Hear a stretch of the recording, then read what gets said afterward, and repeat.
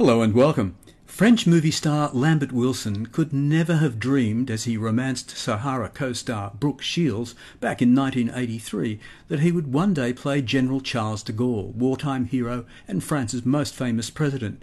Sahara, as it turned out, was a commercial and critical flop, and had young Lambert questioning his career and the directions that he might take.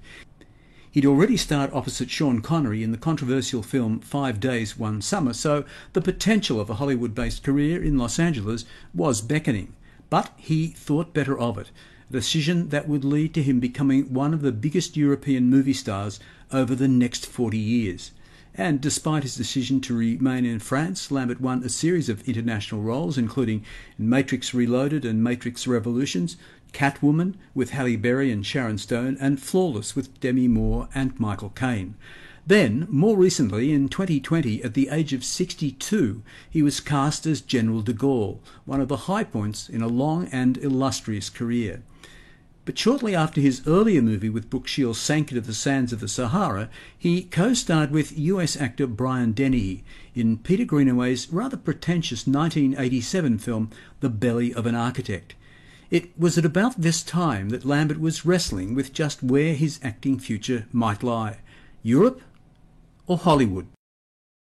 What I wanted to do was to just go back a little bit in your career, because I think it's interesting that you have a kind of a dual nationality in sort of drama, if you like. Mm-hmm. Has that, do you think, given you additional perspective to work, particularly to theatre work, but then being I think it's just about to start now, really, because I started off doing this American film with Fred Zinnemann and called 5 Days, One Summer, and I thought it was going to be an American career. Not that I really wanted it, but starting with an American film, I thought, well. And then I realized, first of all, if it didn't work, then I did another stupid American film called Sahara afterwards. I know, it was pretty heavy going. Then I started concentrating on French films, because I thought it's very difficult to reach good material in America unless it's true that the great parts are for Americans, and so either you stay there all the time, which I didn't want to do, or otherwise, if you're a European actor, you get bits and pieces unless you're like a big name in Europe. So I thought, okay, you have to stay in France and use your culture and your roots and all that. So I started doing all this work in France. Now, for the past 2 years, I've started doing things outside France in European films, and I find that a very satisfying way of working, because I work, in different languages and with different directors, and that seems to be working out quite well. And also, it's interesting for European film directors and actors to compete with America, in a sense, to try and do more international products that can be distributed. Which is happening, of course. Yeah, it's starting to happen right now. So, at the same time, it's very difficult, because I have an agent in London and in Rome and in America and in Spain and all that, which a lot of actors do, but very few use them all. Can go from one to the other. So it's very complicated to organize, I must admit. And just to leap away from it, but seeing as you mentioned the point, where were you cast for this? In London. In London, right? Yeah. I don't think that Peter knew my work, and it was the producer, Colin Callender, who invited me over to the production, and I really wanted to work with Peter because I had really liked the Draftsman's Contract, and so I was very eager to do the film. It also comes from a fascination that I have for English culture, and I think he's a good representation of that, especially film culture. And I chose him more than I chose the part, really. And it's very obvious in the film. It's very, especially in the way it's filmed. He's not so much interested in the characters that surround Brian Dennehy. They're just there to help his story, but of course, it's sometimes very frustrating. But I wanted to work for him. I wanted to be in one of his films. So you've obviously now worked with quite a range of directors, and taking into account what you've just said about his attitudes. What is he like as a director? Well, I think he's going to be more and more interested in actors from now on. So far, it hasn't been the case. I think he writes. He said himself that for him a film is just the extension of a painting. That it's a painting with sound and a story and literature. So that leaves very little room for the actors, because a lot of the time directors start a film with the actors, I mean with people, and then make a painting, you know, around that, great images. So it's very difficult to deal with Peter the way you normally deal with a director when you do a psychological movie, where you talk about the character and you talk about your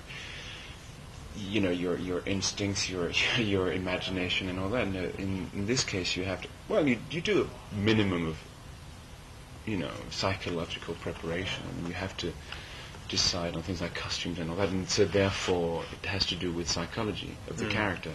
But it's very limited. What he warns you. He says that it has to do with the aesthetic of the thing, and that it is a film about a lot of the time it's about architecture. I mean, it is about artists, and it's about life and death, and it's got a lot of themes at the same time, but mostly it's about architecture. Yes, well, and architects. I mean, it's really, and so he warned me, and he said, you're going to be very small on the screen, and it's going to be a lot of buildings and all that. So I was warned. And then that's it. Then you have to fit in the picture. You have to and I can't say it wasn't frustrating. And he knew. I mean, and he knows it was frustrating for us. And I think Chloe Webb was frustrated too, because she, you can't do a scene with a psychological scene,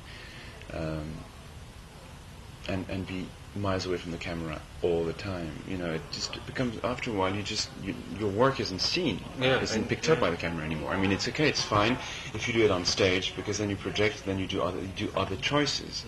Your movements are bigger, but it's completely different. So the energies that you expend, it's just not it's generating different. anything at all. We act as if we're doing a film, and at the same time we're seen as if we're in the Verona arenas or something like that. It's very difficult to handle. So I can't stop saying that it's slightly disappointing in that sense, and at the same time I love the film. I mean, I really do love the film, and I wish I was a member of the audience to just disassociate or not have to associate with it. I really like that sort of film. In fact, it's exactly the sort of film that I wanted to be in. And so I think also that it is more frustrating in this case, because I remember in the Draftsman's contract, and also in his double notes, it was more shared. I mean, the whole film was shared by all the actors, and they all had. I mean, they were pretty far away from the camera, and they were also inside painting. But it seemed that they had a bit more to do. In this one, there's Brian, and then little shadows around. So it was quite interesting to see what Brian was saying in the press conference. He said, as far as I'm concerned, it was great. I had a great time, and it was.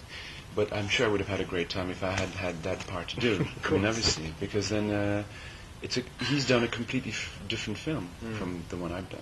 Yeah, that's interesting, isn't it? I mean, if you do a scene like we have a love scene with the actress and with Chloe Webb, and then you realize that when you see the film, he's only kept the one take, which is across a courtyard with your back to the camera, hiding the actress, and he's kept the entire scene on that.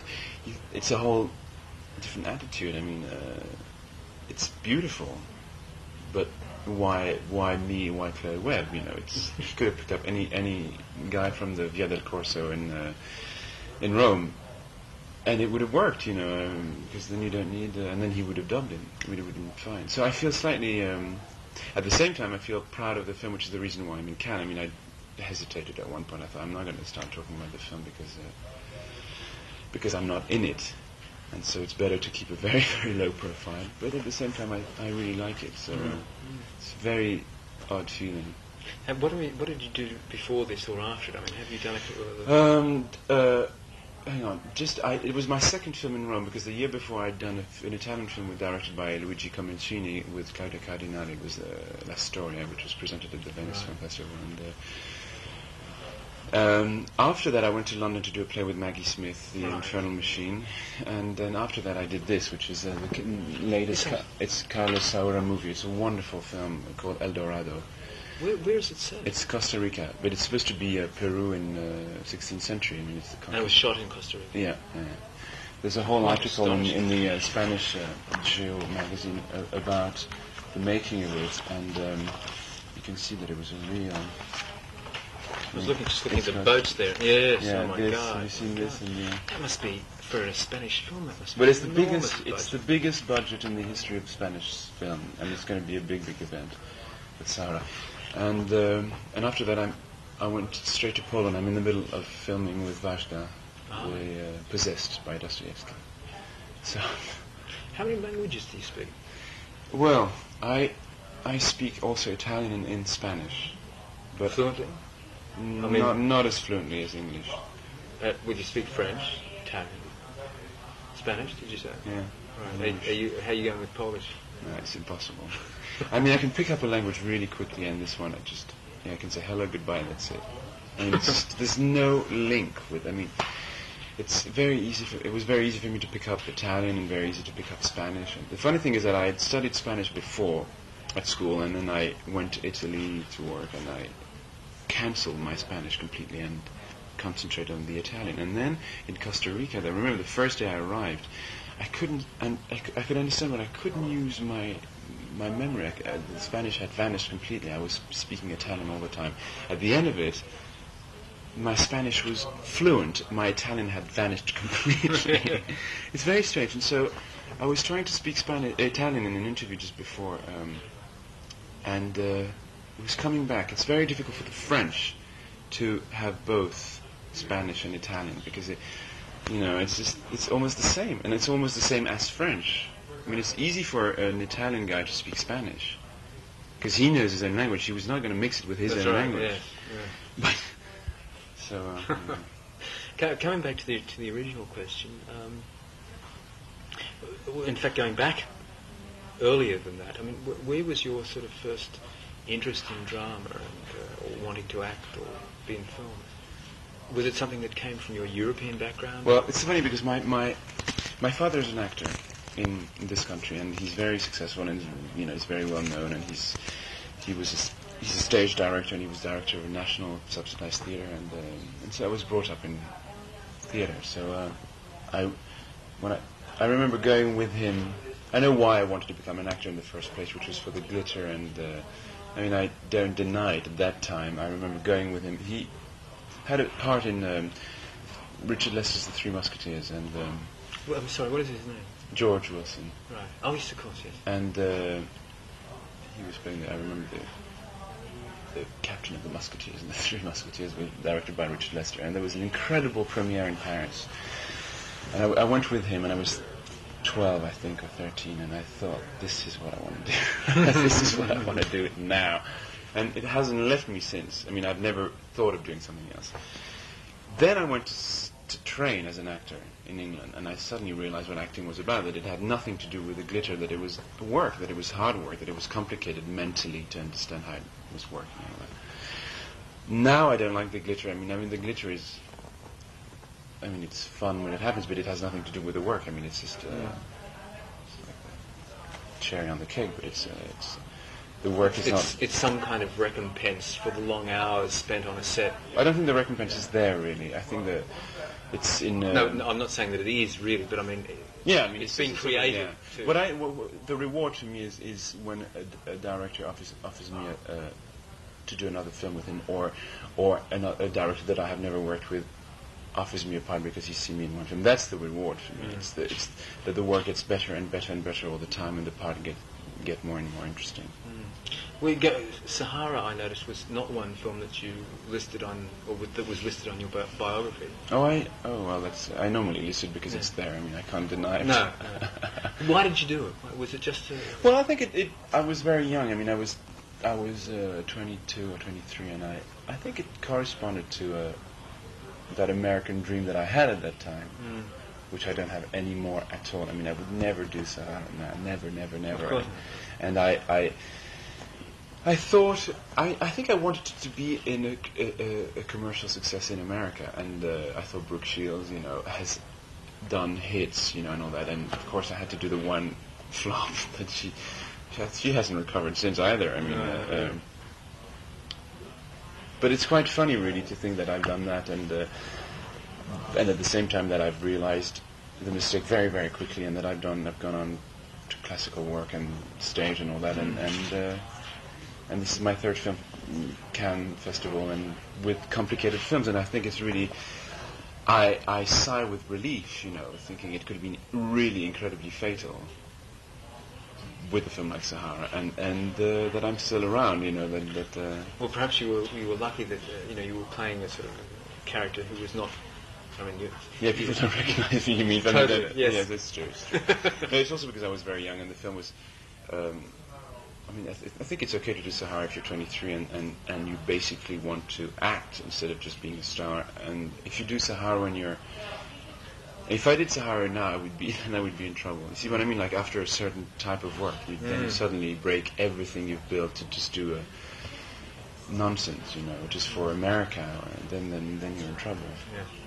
So, but that dream, it's funny because to me, success meant America. I mean, I never used to go to see French films. I never used to go and see small budget films. I wanted to become Robert Redford, and specifically Robert Redford, or you mean the well, symbol that's of... that sort of actor in that sort of film, Sidney Pollack. And how much of an effect then was the period in London studying? I mean, did that... Well, that was before, in fact. So didn't really, I mean, he didn't... I had to get... So even during that period, you still had this sort of image of... Yeah, I think it was in me, and I had to get near it, and in a way fail to understand that it was dangerous and silly. I mean, I like American directors like Altman and Penn and people like that, and I mean, well, a lot of them. But you don't reach them by doing Sahara. Certainly not.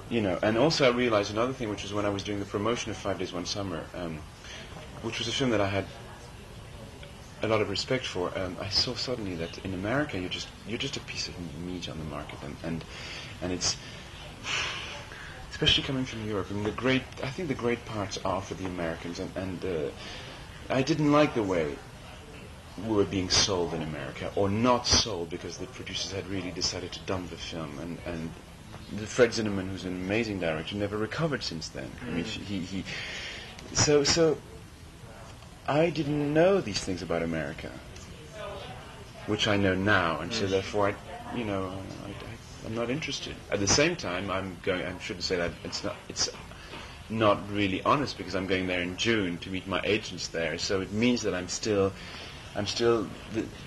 interested. I don't know why, but well, you will see X number of scripts, and there will be ones that you will immediately just pass on, and you'll be instinctively looking for more intelligent roles in more intelligent films. So but it's very difficult to reach that good material in America. Either you're discovered by a European film that gets good success in America, or you meet a director in a casting or something like that. But you can't do... I mean, they say you have to do the miniseries and all that, and I can't start to think about doing a miniseries. I mean, I just think that they are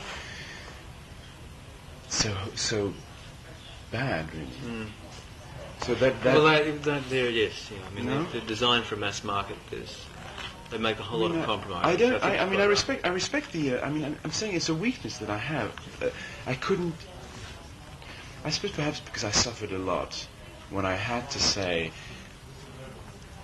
in Sahara, I am the law, uncle, or things like that, that I really suffered. It made me cringe so much that when I see those scripts, I say, okay, they're going to be incredibly successful commercially and in a popular sense, but I can't begin to say these lines. I couldn't, I couldn't, and so, and I suppose I've been really spoiled recently by the directors that I've worked with. I mean, not specifically Peter Greenaway, but French directors that I've worked with, or people like Sarah. I mean, it's funny actually, because when Brian arrived and we talked about what I was doing, what he was doing, and Brian Dennehy, he said that since he'd done that film, he suddenly all the work that he'd been offered, or that he was being offered, appeared so stupid, or because that's the big commercial material in America, and then suddenly you do a film like this, which is in a way, what I was more used to. And it changes everything. It breaks the mold, the American mold. Yeah. Well, because he also has a background on stage as well. So yes, but he's able to discern, I think, more. Yes, but he's been working and concentrating on big commercial work recently, which sure. And so he does something like that. And it gets selected for an official entry at Cannes, and he's really up for Best Actor in Cannes. I think it's one of these parts where he's likely to get that, and then suddenly, how do you go back to doing Rambo, or it's very. Well, he's just come from Australia. No, I know. Because I saw him down on the set of The Man from Snowy River 2, which is, I don't know what he has to say about it. Well, he's not really. That's what because when I said, I'm doing The Possessed by Dostoevsky, you think, and he says, okay, I can see that it's the sort of thing that you would never even approach on in mind. As a film in America. No, that's right. It's just crazy, and that's accessible to French actors. Mm-hmm. At the same time, I envy American actors, because if you're good enough, you're gonna work with fabulous directors. You get a chance to work with people like Scorsese or people even like Spielberg. I think he's a wonderful director. And I don't, it's one type of film that I think he's a great director. But I think your approach is quite right. To stay here, you are going to get richer opportunities here. Mm-hmm. If you go to America, then you do get the opportunities to work with those directors, and you get maybe the commercial success. But what's most satisfying ultimately? Do you want to go over there and get paid $1 million to work in sort of medium? No. I wouldn't want to do that. But I think basically what it sort of happens by itself somehow. I believe more and more in destiny, because what mustn't happen is frustration. You must never be frustrated about what you're doing when you're doing it. But I was up for. I tested for Greystoke. I was almost selected, didn't do it. There were moments like this when you think it's not written for you. You test, they think you're very good, and whether they don't choose you, they choose somebody else, or several times like that. At the same time, you do European films that are incredibly well respected, and perhaps that in the long run will be more important. My attitude at the moment is just looking for good work. For good material, and that's wherever it is. It's Sahara, and then it's a first film in France, and then perhaps something in America, something in Australia. Have you ever had an offer from? No, I'd like to do that actually. That I'd like to do. Well, there are a few directors here, actually, Australian directors. Yeah. You should. How long are you down for? I'm leaving tomorrow morning, and you don't meet directors in Cannes. I tell you that much. It's impossible. People are so.